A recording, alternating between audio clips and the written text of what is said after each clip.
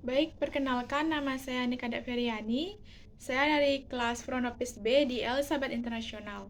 Di sini saya akan menjelaskan 3 tokoh entrepreneur yang sudah sukses dan sudah terkenal di mancanegara.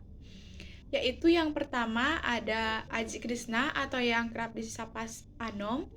Ini terlahir sebagai anak bungsu dari 7 bersaudara yang hidup dalam kemiskinan, di mana ayahnya merupakan seorang petani, sementara ibunya berjualan kue di pasar. Untuk membantu perekonomian keluarganya, ia harus membantu pekerjaan kedua orang tuanya. Bahkan di usianya yang masih kecil, ia sudah bekerja sebagai buruh angkat kayu di tempat usaha kakeknya. Masa kecil yang dilalui Ajit Krishna memang tidak mudah. Sekalipun telah berniat melanjutkan studi di SMA tak jauh dari rumahnya, mimpinya itu harus pupus.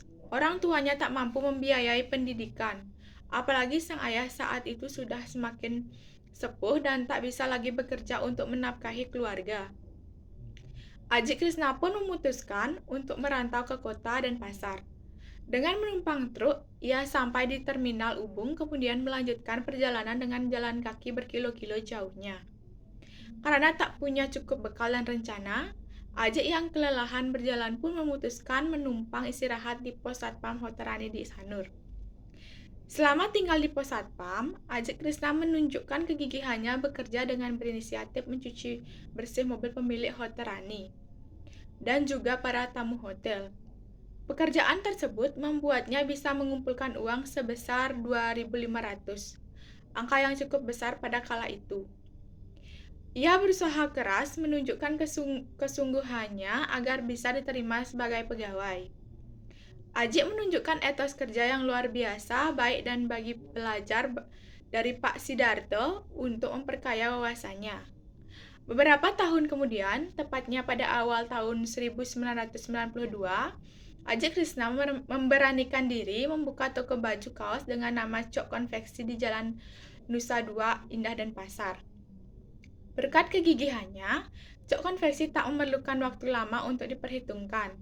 Sebagai salah satu industri besar di Bali, mulanya Ajik Krishna hanya menjual kaos sebagai cenderamata.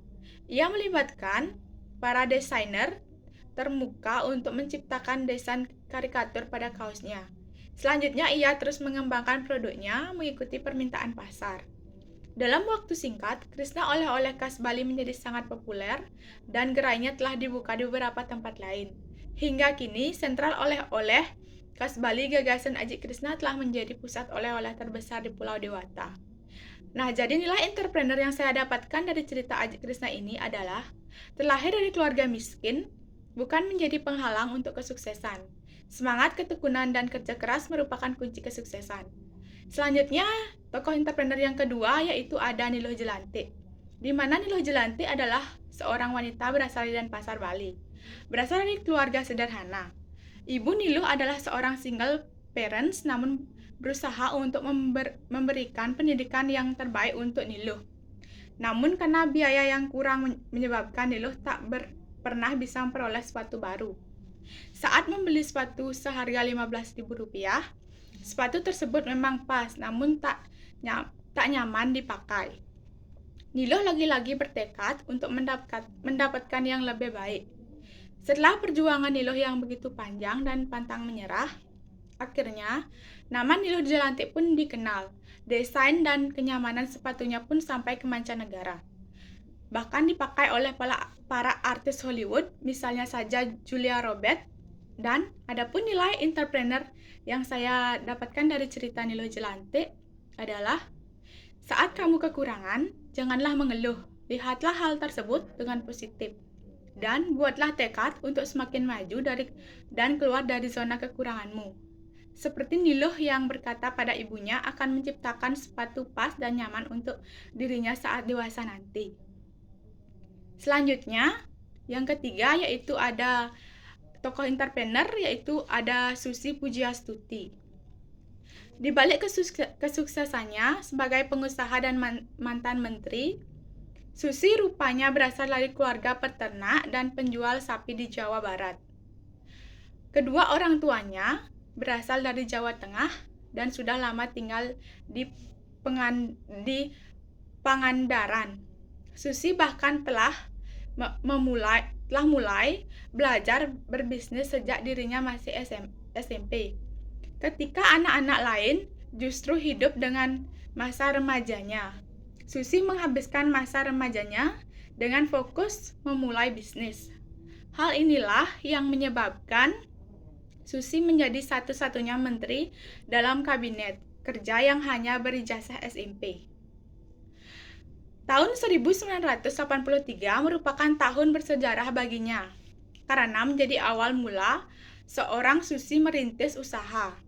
Bermodalkan uang, hasil menjual perhiasan sebanyak 750.000.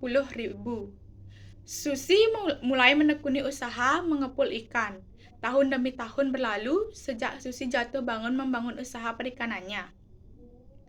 Ia akhirnya menjumpai keberhasilannya, yaitu tahun 1996, Susi berhasil mendirikan pabrik pengolahan ikan PT ASI Pujiastuti Marine Product dengan produk unggulnya lobster dengan merek Susi Brand. Bisnis pengolahan ikan Susi berhasil dikenal hingga ke pasar Asia dan Amerika. Dan Susi pun mulai merambah bisnisnya ke bidang penerbangan lantaran ia membutuhkan sarana transportasi udara yang mampu dengan cepat mengangkut lobster, ikan, dan hasil laut miliknya. Ia pun memutuskan untuk membeli 2 pesawat Cessna Caravan pada tahun 2004. Dengan pesawat ini, Susi dapat mengirimkan ikan dan lobster ke luar negeri dengan kualitas yang tetap terjaga kesegarannya.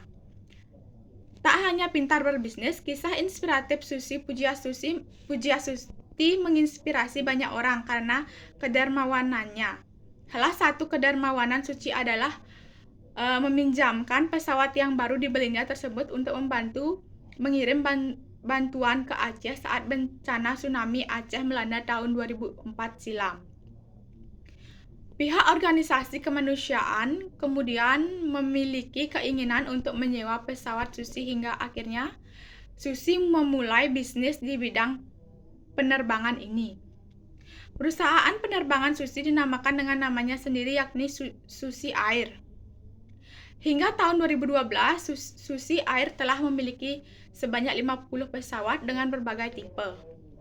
Itulah kisah inspiratif Susi Pujiastuti dari seorang pengepul ikan yang hanya berijazah SMP hingga menjadi pengusaha sukses dan Menteri Kelautan dan Perikanan. Tak hanya bergaya nyetrik, wanita yang satu ini rupanya memiliki sederajat prestasi yang luar biasa. Nah, jadi nilai entrepreneur yang saya dapatkan dari cerita Ibu Susi ini adalah ketika memulai bisnis, tidak sedikit pengusaha yang langsung memikirkan profit sebagai tujuan akhir. Namun, bagi Susi, keuntungan justru menjadi sebuah bonus dari bisnis. Nah, itulah 3 tokoh entrepreneur yang saya dapatkan. Baik, terima kasih.